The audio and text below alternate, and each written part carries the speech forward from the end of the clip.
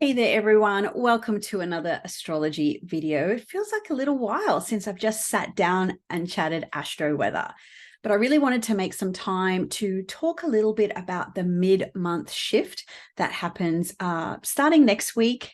And that is due to both Venus and Mercury moving from Scorpio into Sagittarius. So I know many of you have had a little bit of a crispy season thanks to the eclipses. And while that energy is still in play, sort of technically for another week, once the sun gets far enough away from the South Node, approximately around the 21st, then that will start to really fade out that eclipse energy. But what I really love about next week, so we're talking 16th, 17th, depending on your time zone, is that both Venus and Mercury move from Scorpio into Sagittarius. So I'm going to hone in on Venus on this particular video, but Venus and Mercury have been traveling together for a little while, and they finally formed their conjunction on the 21st as that eclipse season sort of technically ends, and that happens at 7 degrees of Sagittarius. What I love when Mercury and Venus are cruising together is that this can be really helpful for agreements, for contracts, for making negotiations. And that could be from a personal, professional, financial, just getting win-win situations, or being able to help get somebody else along your way of thinking.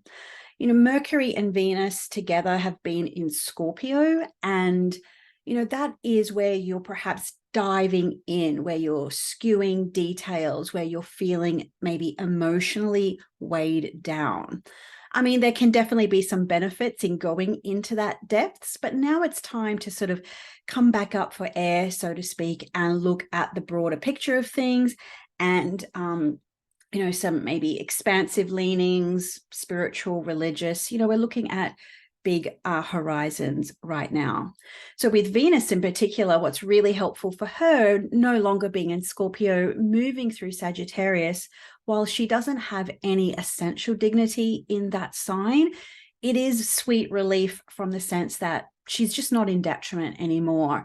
So this is going to bode well for relationships, for little luxuries, for feeling better, for being able to enjoy yourself and, just kind of enjoy the sweet things of life a little bit more. She's more energized, she's more inspired, she's more enthusiastic now. So this might help you get into the mood for some of the end of year festivities. What I particularly love about Venus in Sagittarius in this particular iteration is she's also looking to her ruler, which is Jupiter in Pisces. So there's that level of dignity that Venus kind of gets by default. But in addition to that, Pisces is also Venus's exaltation ruler.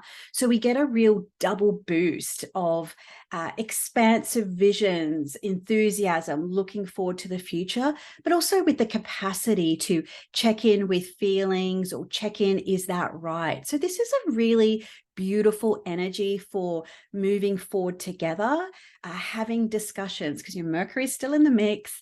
Maybe we're moving forward step by step, but we're also checking back in with feelings. So I think this is going to be really helpful for kind of getting a little bit out of the grunge and sludge of an eclipse season with the Mars retrograde influence as well. What's also really helpful about this tour of Venus is that she's been under the beams, combust, for a very long time now, what feels like a really long time. So even when she was back in Libra in her sign of domicile, she was still in a compromised position because of her proximity to the sun.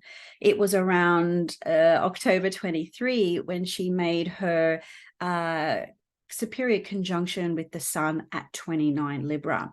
So she's in this renewed solar phase now. So she has, she's starting fresh. It's like a new moon phase for Venus, but she's still not far away from the sun just yet to really be able to bring her significations forward in a really kind of maybe confident or assured way. She's still feeling her way through while everything's really new. So this is a really good time to maybe do some seed planting, maybe drop an inspired idea or an inspired suggestions here or there and see what happens. But overall, this is a real onwards and upwards cycle for Venus. So, extract this juice, particularly during a period of time, a time of year where it is more celebratory, where it is a little bit more about relationships and connections and getting together. So Venus is really going to support that during this cycle. Now, by the 10th of December, she is going to be far away and she's going to start to emerge far away from the sun where she is going to be visible. From an astrological perspective, that technicality happens around 15 degrees, but on the 10th, she's going to be 12 degrees away from the sun. So it is going to depend somewhat on your location and visibility components, but we're going to start to be able to see Venus rising as an evening star. So this is her most relationship or other people-oriented version of Venus that we have in her solar phase cycle.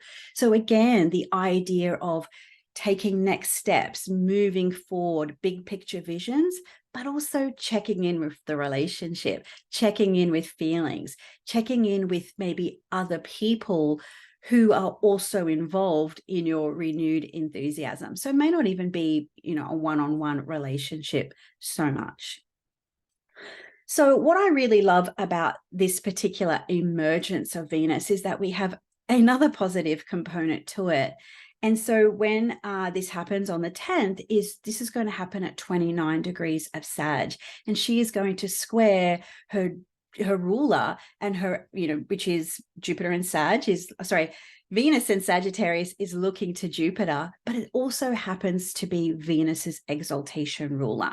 So this is a really potent, benefic, benefits, blessings, finding solutions, just a little bit of cosmic sugar sprinkled on what's been a pretty tough season for a lot of people. So some people might say, oh, but it's a square, is there some challenge with that? And I mean, for my money, I will definitely take an aspect between two benefics with reception, even if that's a square. The square component might indicate, well, there's still some compromise or adjustments, or this is how far I'm prepared to go in one situation and having to kind of negotiate things. But overall, it's a real sort of, double Venus influence. We've got Venus becoming visible. She's in her evening star phase, and she is being supported by her exaltation ruler as well. So this is going to be so helpful to maybe, it's definitely not going to solve, all of the problems that we might be facing personally or collectively, but I think sometimes it's really important to extract the good juice when it's available and sort of go for it. So if you're kind of thinking about making a move or a suggestion or wanting to get a little bit of progress, but you are feeling like, is this the right thing for me to do? Or will it be well received by the other person that's involved? Then next week, really the next couple of weeks, the rest of November and moving in December is really ideal for agreements, negotiations, and support.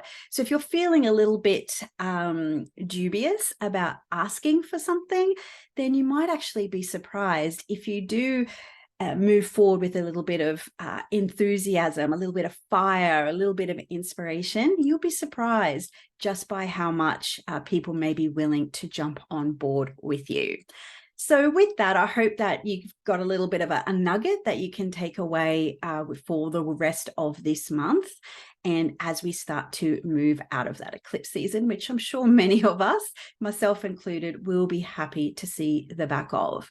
Because when we think about this particular eclipse season of Taurus and Scorpio, we get 2 Taurus eclipse seasons. So we had one back in November 2021. We had that partial lunar eclipse on Algol. Then we had our May season, and then we have a little bit in May of next year as well. So this South Node in Scorpio eclipse season is the only one that we get in this particular installment of eclipses.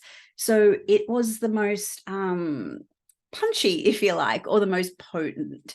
So obviously I could go on other tangents with that, but I guess the message here is that, you know, the worst in that capacity is over.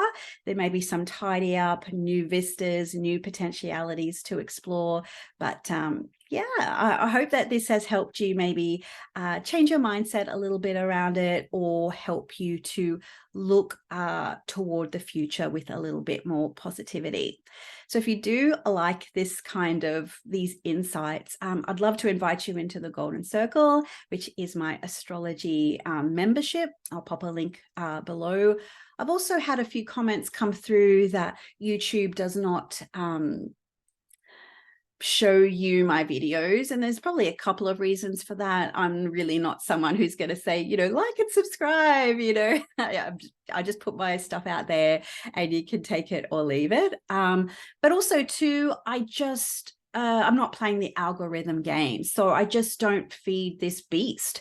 I just pop in every now and then when I have something that I want to share with people. But, you know, if you want more of this, then of course the Golden Circle is the place to go, or my newsletter as well. So you can jump over to the website, pop in your email address, and then of course you'll get a free download about Jupiter in Pisces when you do. So everyone, I hope you really do enjoy this very Venus season.